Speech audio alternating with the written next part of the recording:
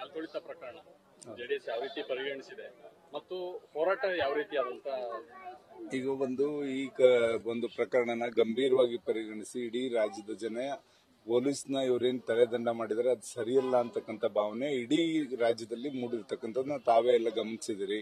ಖಂಡಿತ ಇವ್ರು ಕೊಟ್ಟಂತ ಆದೇಶದಿಂದ ಅವರು ವರ್ತನೆ ಮಾಡಿರ್ತಕ್ಕಂಥದ್ದು. ಹೋಗಿ ಪೊಲೀಸ್ ಇವರು ಕಮಿಷನರ್ ಹೋಗಿ ಗವರ್ನರ್ನ ಕರೆಯಕ್ಕಾಗ್ತದ ಫಂಕ್ಷನ್ಗೆ?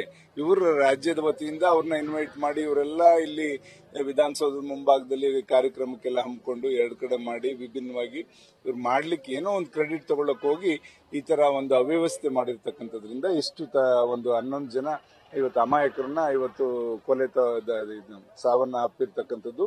ಇವರು ಅದನ್ನ ಕೊಲೆ ಮಾಡಿರ್ತಕ್ಕಂಥ ರೀತಿನಲ್ಲೇ ಆಗಿರೋದು. ಇದು ಸರಿಯಾದ ರೀತಿ ವ್ಯವಸ್ಥೆ ಮಾಡದೆ ಈ ಒಂದು ಸನ್ನಿವೇಶಕ್ಕೆ ದೂಡಿರ್ತಕ್ಕಂಥದ್ದು ಸರ್ಕಾರನೇ. ಆದ್ರಿಂದ ಸರ್ಕಾರನೇ ಇದಕ್ಕೆ ಹೊಣೆ ಆಗ್ಬೇಕು ವಿನ ಖಂಡಿತ ಯಾವ ಅಧಿಕಾರಿಗಳು ಅಲ್ಲ. ಇವರ ಆದೇಶದಂತೆ ನಡ್ಕೊಂಡಿರ್ತಕ್ಕಂಥದ್ದು ಅಧಿಕಾರಿಗಳು ಅಂತಕ್ಕಂಥದ್ದು ಇಡೀ ರಾಜ್ಯದಲ್ಲಿ ಜಗಜ್ಜಾಹೀರಾಗಿದೆ ಅಂತ ಹೇಳಿಕ್ ಬಯಸ್ತೇನೆ. ಇದನ್ನ ಜನತಾದಳ ಮತ್ತು ಬಿಜೆಪಿ ಎರಡೂ ಕೂಡ ಹೋರಾಟವನ್ನ ಮಾಡ್ತೇವೆ. ಖಂಡಿತ ಇಂಥ ಇನ್ಸಿಡೆಂಟ್ಸ್ ಇಂಥ ಬೇಜವಾಬ್ದಾರಿತನ ರಾಜ್ಯ ಸರ್ಕಾರದಿಂದ ಆಗಬಾರ್ದು ಅಂತಕ್ಕಂಥದ್ದು. ಇಲ್ಲೇನಾಗಿದೆ, ಸ್ವೇಚ್ಛಾಚಾರವಾಗಿ 2 ವರ್ಷದಿಂದ ನಾವು ನೋಡ್ತಾ ಇದ್ದೀವಿ. 2 ವರ್ಷದಿಂದ ಈ ಸರ್ಕಾರದ ದುರಾಡಳಿತ ನೋಡ್ತಾ ಇದ್ವಿ.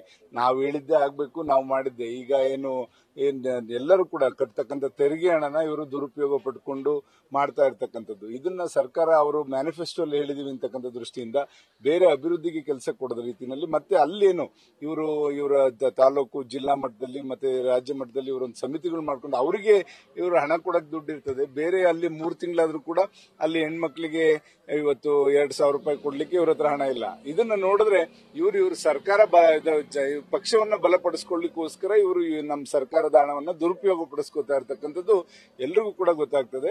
ಅದೇ ರೀತಿ ಇವತ್ತೇನು RCB ಗೆಲುವಿನ ನಂತರ ಇವರು ಮಾಡಿದಂತ ಕಾರ್ಯಕ್ರಮ ಏನಿದೆ ಅದು ಇವರು ಸರಿಯಾದ ವ್ಯವಸ್ಥಿತವಾಗಿ ಮಾಡದೇ ಇರೋದ್ರಿಂದ ಈ ಒಂದು ದುಷ್ಪರಿಣಾಮ ಆಗಿದೆ.